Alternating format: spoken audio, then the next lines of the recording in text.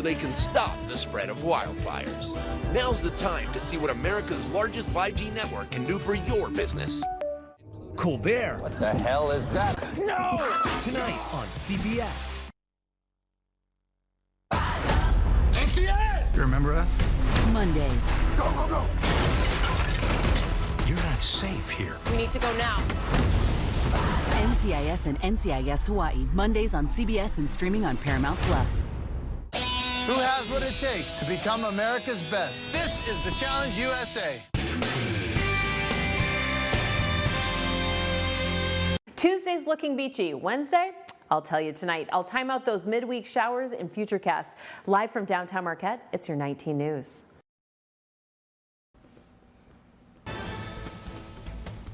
Good evening, everyone. I'm Sarah Blakely. Tonight on your WZMQ 19 News, why U.S. Senator Debbie Stabenow was touring some copper country businesses today and where she's headed next in the UP this week. Plus, for the love of the game, hear from the athletes who competed in the U.S. National Guts Frisbee Tournament this weekend about why the sport means so much to them. And the history behind the Best in Show winner at the Kingsford Centennial Car Show. Your 19 News starts now. From the UP, this is WZMQ 19 News.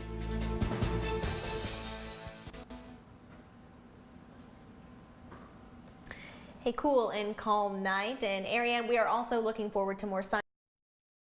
You bet. It will be a repeat basically of what we saw today. Lots of sunshine, dry conditions, and warm until midweek. We've got a cold front that's coming on in. Could bring some rain and thunderstorms on Wednesday possibly. And those day temperatures 70 to 85, and then we'll stay in that 50-degree range. Today we saw a high of 77 out at the National Weather Service and not quite hitting that 95. I'll take the 70s. I've got your 7-day outlook and more on the way. Thank you very much, Ariane. U.S. Senator Debbie Stabenow is planning multiple visits with innovators and community leaders across the UP this week. One of her stops today was a Michigan Tech research station in Calumet. WZMQ's Mitchell Rife spoke with the senator about how innovative projects excel in the UP. As self-driving cars are becoming more popular, the technology that runs vehicle automations are seeing updates as well. The research station in Calumet has focused on mobility and energy consumption tests, and Senator Stabenow says this can be paramount to driver safety. One of the unique ways to contribute to our advanced manufacturing renaissance is by talking about cold weather, whether that's how solar panels operate. I mean, all of those things can be uniquely tested. Following its mission of developing clean and efficient energy, Senator Stabenow says the Michigan Tech team at the facility is proving that these projects are a necessity to invest in. I am laser focused on doing everything I can, both to bring dollars into Michigan Tech. We've identified dollars to bring in for a number of things related to this research technology. Engineer student Mojtaba notes that there are already a number of automation systems in vehicles on the market, such as steering assist, cruise control, and even automated lane changing. And he predicts that in 20 years, vehicles will be fully autonomous. You do have keep lane assist. They are using these sensors, but you cannot see those. Director of Apps, Jeffrey Nabir, says that even though there's been rapid innovation in light-duty vehicles, there's another industry that's been itching for electrification. The commercial industry, right, that they consume lots of energy, right? I can't just keep stacking batteries on this or a long-haul truck. The initial money to set up the mobile lab came from federal efforts that we put in to bring dollars here. Stabenow's visits continue through Marquette tomorrow, meeting with the Great Lakes Recovery Center and officials with Northern Michigan University. Mitchell Rife, WZMQ 19 News, Calumet. An effort to recall 3 Delta County commissioners in November hit a roadblock today. Commissioners David Moyle, Bob Barron, and Robert Peterson filed an appeal in response to the recall petitions against them. The petitions state each commissioner voted to terminate Administrator Emily DeSalvo's employment contract. Today, the commissioners had to prove that statement was unclear or non-factual, but none of the commissioners had a reason for appealing regarding the language. A judge denied their appeals, calling them legally inadequate and essentially frivolous. However, Commissioner Moyle defends his decision. the letter of the law and there's the spirit of the law, and I stand by the fact that as a commission, we were doing our job. I understand the court has one way of looking at things, but I stand by everything I've done. To get the recall on the November ballot, those who filed the recall petitions had to collect the necessary signatures by August 4th, but they couldn't collect any signatures before the appeal process was complete. One petitioner believes the commissioners appealed to prevent them from getting signatures. All read the language. We've all prepared ourselves for this recall, so it is very clear. We feel that this was a loophole that they found and they utilized it. It is important that we stand strong and move forward. The petitioners can now begin collecting signatures. If they collect the required amount within 60 days, the recall will be on the ballot in May. Meanwhile, tomorrow, an important race is on the ballot for the city of Menominee. Current Mayor Gene Stegman is up for re-election. The incumbent is up against two challengers for the office, Beth Pinoski and Casey Hoffman. Polling for the mayoral election will be held Tuesday at Central Elementary School. The UP Football All-Star Game is ending after 16 years. The organization posted on Facebook today saying this past game over the summer was the final one, though it's unclear why. Each year, the tournament was played by the top recent graduate football players from UP high schools who were selected to play in one final game together at the Superior Dome in Marquette. We reached out to organizer Todd Goldbeck for comment, but have not yet received a response. WZMQ will continue to update this story as more information becomes available. The Marquette Farmers Market is celebrating National Farmers Market Week now through Saturday. The National Week has been around for over 2 decades to celebrate and highlight the role farmers markets play in our food system. Each day of the farmers market this week, there will be special activities for kids and families, as well as thank you cards that can be filled out and delivered to your favorite vendor. Farmers markets really are the heartbeat of our communities. They provide so many benefits, access to fresh food. They really support community conservation as well. A lot of our farmers are using regenerative small farming practices that are fantastic for the land. And it's just a week to really appreciate all of that. The Downtown Farmers Market will also be holding a special ceremonial opening to kick off the Saturday morning market this Saturday, August 12th at the Marquette Commons. This weekend, Marquette was the host for the U.S. National Guts Frisbee Tournament. 18 teams competed in Tourist Park for the 2023 Buck Buchanan Memorial Trophy. Our Sophia Murphy spoke with organizers at Sunday's matches to see what makes Guts Frisbee so special to the players here in the UP. Guts Frisbee is a true Upper sport. It started in Eagle Harbor in the 50s, and Marquette has been hosting tournaments since the 70s. This has been some of the best Guts Frisbee I've seen in decades. Kurt Lautinen is the director of this year's U.S. National Guts Frisbee Tournament. He says it's the biggest Guts tournament Marquette has hosted since 1984. But there was one thing that he was the most excited for. Well, my son's team just won in a barn burner 24-22. So it was one of the best single game matches that I've ever watched in my life. Player for the Marquette hardwood floors, Luke Lautinen says he's been playing for 11 years. He started playing Guts with his family when he was 10 years old. It feels like a family reunion because you come out here and there's so many cool, awesome people that show up to all these tournaments. Over the weekend, teams from across Michigan and Wisconsin faced off. With 5 players on the field, each team is working to be the first to reach 21 points. You line up fingertips apart as far as your arms can reach. The main objective of the game is to somehow keep the disc in the air. Catching keeps the other team from getting a point. With hundreds of fans who set up in the park this weekend, lovers of the sport say they hope to see the support and energy continue to grow. It's just a very well-knit community of people, and we're always looking for more people to come and try it out because it's just fun at the end of the day. This weekend's champions were the Calumet Shuttlebops. With one last tournament left for the summer, organizers say they hope to see even more UP teams take over the tournament next year. Sophia Murphy, WZMQ 19 News, Marquette. The teams are now getting ready for the U.S. Guts Open that will take place in Lansing over the Labor Day weekend. The winners there will represent the United States at the 2024 World Ultimate and Guts Championships in Australia. Hundreds of people gathered in Chatham this weekend for the Alger County Fair. Attendees were able to enjoy live music, carnival games, and a wide selection of food trucks. The fair has been operating for over 50 years, and organizers say it really brings the community together. The fair director says the fair promotes agriculture and teaches youth some valuable lessons. Give a young person a goat or a pig or a cow to show, raise and show, chicken, whatever it is, there's nothing better to teach them responsibility and hard work. The fair ran all throughout the weekend and wrapped up Sunday night. Kingsford Centennial celebrations over the weekend included a car show honoring the history of automotives in the city.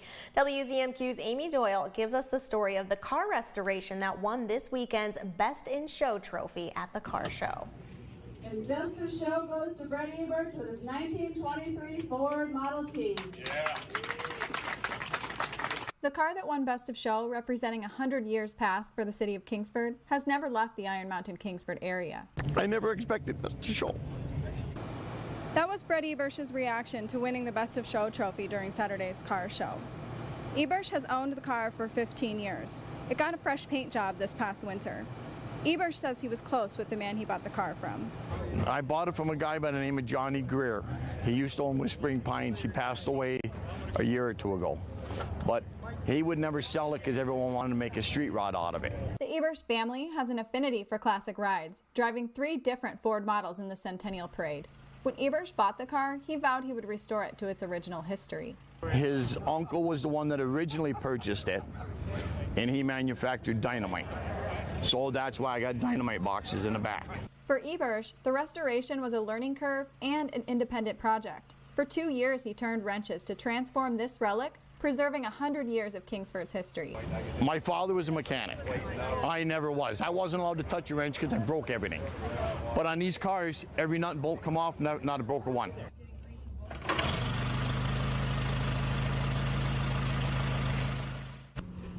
The family says they have 3 garages. Their 3 brand new cars sit outside and endure the Michigan elements while the classics are safely tucked away until the next joyride. Amy Doyle, WZMQ 19 News, Kingsford. Another organization in the Kingsford Centennial Parade on Saturday used its float as an educational tool. Wild Rivers Invasive Species Coalition, also called RISC, represents 5 counties in the UP and northern Wisconsin. The group decided to use a little humor as a way to spread awareness of its Operation Stop Aquatic Hitchhikers initiative. The float's designer says although they are using some humor to get the word out, the environmental impact of aquatic invasive species is a serious topic.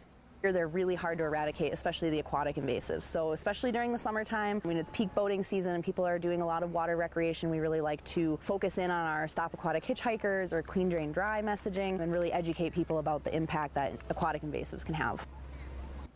Both Michigan and Wisconsin law require any boat leaving a landing to be completely drained of any water.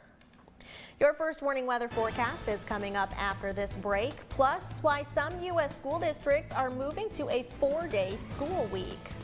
And the debate continues, natural diamonds or lab grown, the pros and cons of both. We're back after this. 19 News is brought to you by Kirkish Furniture. Shop our huge selection of Amish-crafted dining room sets at Kirkish Furniture in Houghton. Browse our large in-stock collection and customize with a special order. With 1-year no-interest financing available, plus free delivery. Shop Kirkish Furniture today. This is Sherry and Randy Erickson buying diamonds in Antwerp, Belgium. Their reputation for demanding only the best is why they're known here as Le Difficile, or the picky one. Do we have a deal? Mazal? Mazal. I'll be back in a couple of minutes.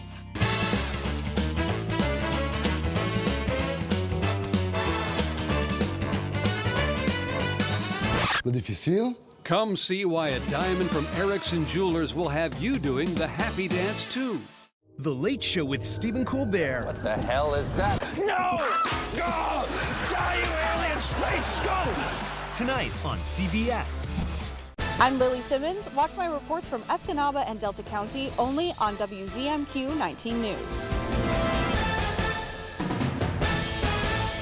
Attention mothers, did you take Tylenol or other acetaminophen pain-relieving products while pregnant? Recent evidence suggests children whose mothers took Tylenol while pregnant may be more likely to develop autism. Other acetaminophen products at risk include Excedrin, NyQuil, Dayquil, and other store-brand pain relievers. Children with autism have a hard time interacting with others. Those on the spectrum usually begin exhibiting social symptoms by the time they're 8 to 10 months old. Call now for a free confidential consultation. Call 800-343-0787. We believe in patriotism. We believe in our country. For 100 years, veterans have been impacting our nation through the American Legion. Learn more at legion.org/webelieve. Mitchell Reif reports at 6 and 11 on WZMQ 19 News.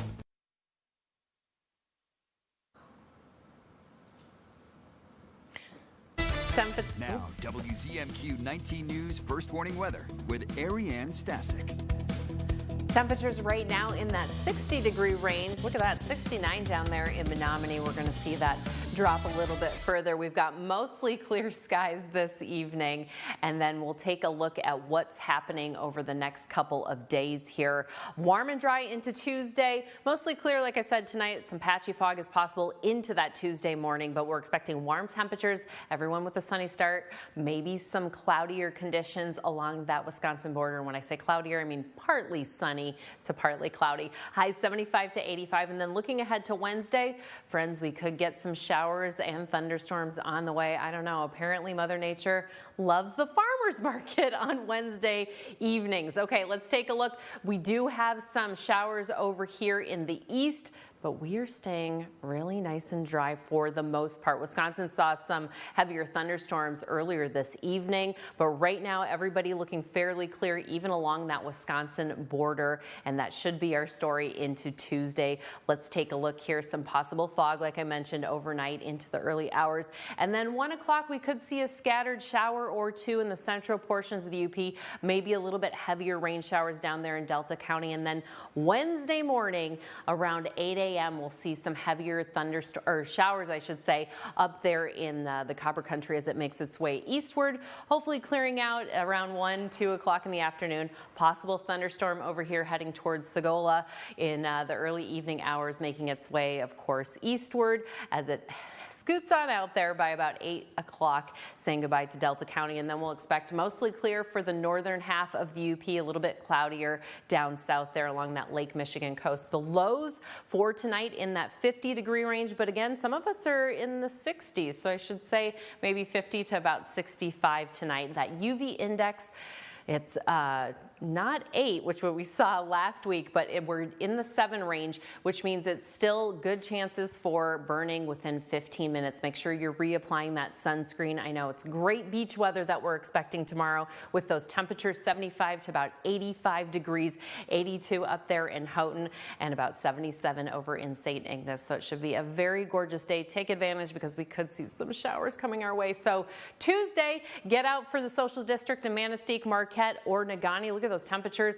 anywhere from about 75 to 80 at about 1 o'clock for lunch. Dinner time, not dropping that much, around 7 p.m., still in the 70s. And then our 7-day outlook for Marquette, we'll expect that toasty sunshine and then those likely showers coming on Wednesday, drying up on Thursday, showers possibly returning there on Friday and maybe even Saturday. Got to give a little shout out here to MJ Rose for the Moose on the Water in Isle Royal. Thank you so much. Thank you very much, Ariane. As the kids head back to school this year, a growing number will be returning to a 4-day school week. Bradley Blackburn explains why some larger school districts are taking this step and what it means for teachers, students, and their families. When the school bell rings in Independence, Missouri this year, 14,000 students are trying something new, a 4-day week with Mondays off. We're adding 35 minutes onto the day, so the instructional minutes will be almost exactly the same. Superintendent Dale Hurl and his staff have spent months planning for this calendar change. His district is the largest in the state to move to a 4-day schedule. They'll offer 5th-day child care to families for $30 a day. If they weren't using any care, well, certainly that could be a potential cost that they otherwise would not have. Nearly 900 school districts across 26 states now use a 4-day schedule. That's up from 650 districts in 2020. While smaller rural districts have long favored the schedule, larger districts are now shortening their school week to recruit and retain teachers. The number of teacher applications that we've received have gone up more than fourfold. Right now, there's not good evidence on the academic impacts of the 4-day school week. Aaron Pallas with Teachers College Columbia University is watching the trend and argues there are better ways to tackle a teacher shortage. The best way is to pay them better, and Missouri as a state ranks basically last or next to last in the country in terms of teacher salaries. In Independence, some parents have had concerns. It's a little bit of a shock. But Hurl says it's a step they needed to take. I think this really needs to lead to a bigger discussion nationwide about, what are we going to do to support the teaching profession? A conversation more districts are facing as students head back to school. Getting children to drink more water seems to be paying off. A school-based program promoting drinking water is showing promise against weight gain. Results from the Water First program conducted in the San Francisco area shows a 3.2% drop in the prevalence of overweight students after one school year. A study in the Journal of the American Cancer Society finds no link between depression or anxiety and cancer. Researchers in Europe looked at more than 300,000 adults and found no association between the mental health disorders and most kinds of cancers during a follow-up of up to 26 years. And people with type 2 diabetes are at increased risk for hospital stays for a wide range of medical conditions. New research shows that risk increases with age. Scientists in Hong Kong also say for people diagnosed at a young age, mental health disorders are the biggest contributing factor. The market for lab-grown diamonds is exploding this wedding season, putting sparkling gems on more hands than ever. But some say that shine wears off and the synthetic stones quickly lose their value. Bradley Blackburn has more on the debate. The largest jeweler in the world is well known for its charms, but now Pandora is very much in the diamond business. This is the centerpiece for your line. Yes. North American President Luciano Roddenbush showed us the gems they started selling last year. This is below $2,000. At prices they say make sense for their slice of the jewelry market. Ours were going to be 1/5 to 1/7 of the price. That's because these diamonds were grown in a lab, not mined from the ground. With improved technology, manufacturing costs have fallen near rock bottom. What we're seeing a lot is people that always dreamed but never had the chance to buy a diamond. Now they can. According to the Knot, the popularity of lab-grown diamonds has doubled in the last 2 years. In 2022, more than a third of engagement ring center stones were manufactured, not mined. The diamonds are visually and chemically the same, but Olivia Landau says there are key differences. Her custom jewelry company, The Clear Cut, sells only natural diamonds. Lab-grown diamonds hold zero value. They're kind of the fast fashion of diamonds, whereas natural diamonds do hold inherent value. They can be passed down from generation to generation. In fact, customers who buy her natural diamonds also get a lab diamond for free to wear when more expensive bling is stored away. If you want to go lab or if you want to go natural, it's a personal decision. Just know the value and what you're getting for it and be happy with that. Either way, the true value of the ring is the story behind it. It symbolizes their commitment, next step in the rest of their lives. Everybody that comes to this place is celebrating something. That is forever, no matter where the diamond comes from. Still ahead, the annual CrossFit Games concludes. How the athletes are remembering the host city as the games prepare to move elsewhere next year. Pictionary. Woo! Pictionary muscles, let's go. You can feel it. Oh, wow. Every weekday. Weekdays at 7 on WZMQ CBS. Summer has arrived in the UP, and everything feels new and fresh. Now's the best time to get inspired and get out there. Take advantage of all the events, fairs, festivals, and parades that make the UP so great. WZMQ 19 News and Weather, getting you ready for Summer Fun 2023. Live and local 19 News, weeknights at 6 and 11. Here's your WZMQ CBS This is Home Community Calendar.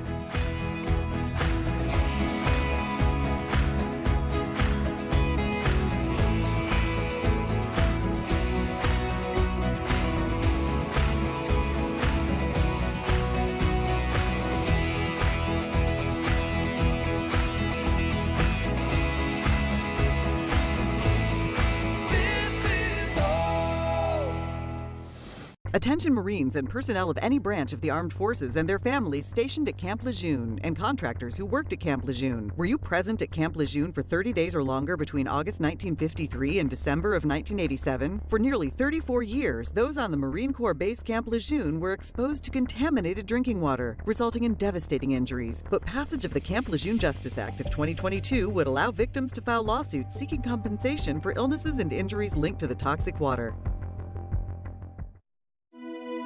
This is home. It's our town, it's our song. This is home. This is where we belong.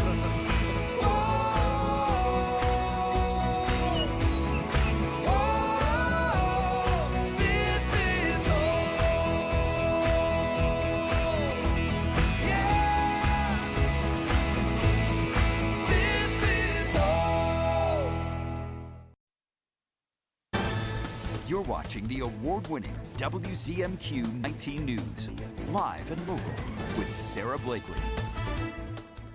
The annual CrossFit Games has been hosted by Madison, Wisconsin for the past 6 years. But as athletes wrap up this year's games, they're saying goodbye to Madison and waiting to see where the games will be held next year. Braden Ross talked to some in the CrossFit community about their fondest memories from Wisconsin's capital city. For the last 6 years, the Noble CrossFit Games have called Madison home. But now they're flying the nest, going somewhere else next year, but not without some fond memories.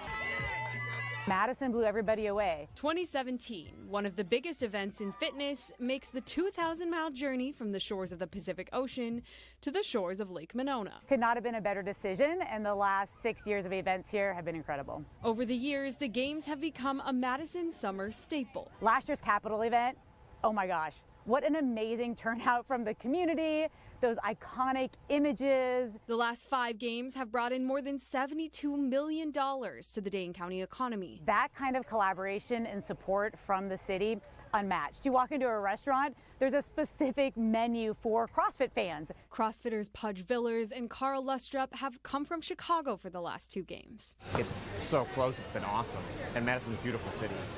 Last year was my first year here, and it was a lot to take in. They're sad to hear the games are leaving. If it wasn't in Madison, we wouldn't have started to come to it, and now we want to keep going. But excited to see the growing CrossFit community reach even more people. I've heard so many people, so many different languages, or so many different cultures here. It's awesome.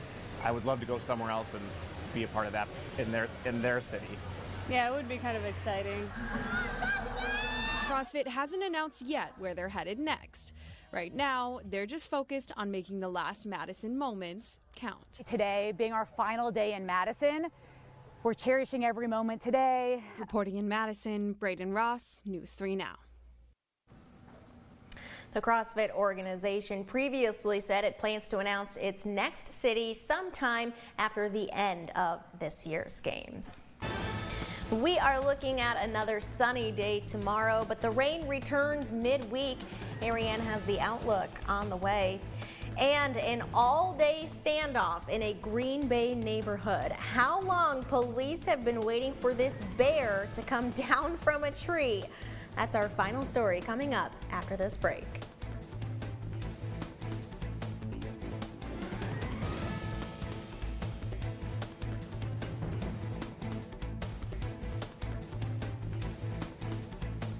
The UP State Fair is back, 95 years strong. WZMQ 19 brings you live coverage every day this year. We'll share the excitement from the cornhole competition to great concerts, fabulous food, animals and agriculture, and the rides. Everything you need to know about the UP State Fair on 19 News, the 19 News app, and WZMQ19.com. We'll see you at the 2023 UP State Fair. Live coverage begins August 14th on WZMQ 19 News. When you fall and can't get help, you will lie on the floor for hours or days in constant, terrible anguish, which often results in a tragic outcome. But with Life Alert, one touch of a button can get you help fast. Don't worry, help is on the way. With any of Life Alert's 3 emergency systems, help can be summoned immediately, whether at home, I've fallen and I can't get up. in the bathroom, I've fallen in the shower. or on the go. Help. I'm in the park and I can't get up. And batteries never need charging. Life Alert saves a life every 11 minutes. For a free Life Alert brochure, call 1-800-998-6449. That's 1-800-998-6449. Call now, 1-800-998-6449. Hello to you, I'm Gail King. I'm Tony DeCopel. And I'm Nate Burleson. This is us. We're all here to wake up your mornings to help make sense of the latest overnight developments. What you can expect from your day before you head out the door. You'll also hear directly from the biggest newsmakers in America. And you'll see the best group of journalists in the business with exclusive reporting and breaking overnight news. It's a lot. Watch CBS Mornings right here on your new CBS affiliate in the Upper Peninsula. That's WZMQ 19.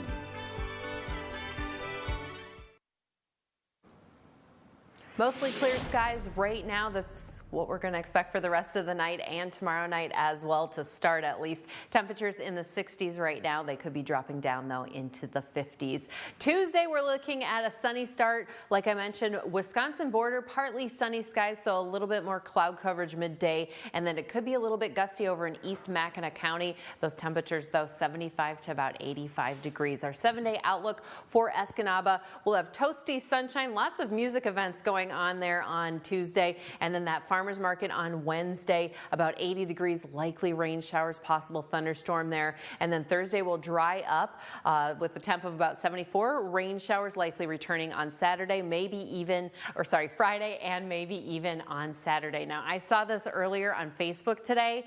I know, I was like, what is that? Is it a spider? No, friends, it is a dragonfly exoskeleton. Sarah, have you ever seen anything like that? I haven't, but you gotta know it's an insect. It only has 6 legs. It doesn't have 8 legs, so it can't be a spider. Anyway, finally tonight, it could be a long wait in a Green Bay neighborhood tonight. The city's police are trying to get this bear out of a tree.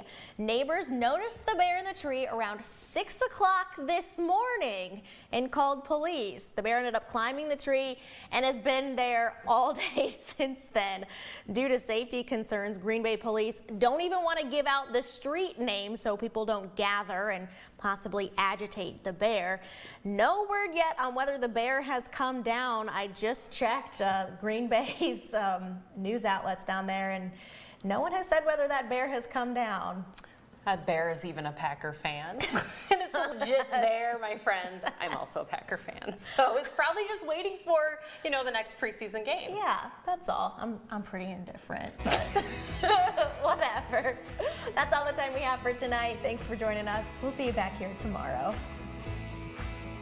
The wait is over. England Furniture's quick shipping is back at Kirkish Furniture. Choose your style and fabric and receive your furniture in as little as 30 days. Browse our in-stock selection or let our staff help you customize the perfect sofa or chair. Plus, 1 year free financing and free delivery.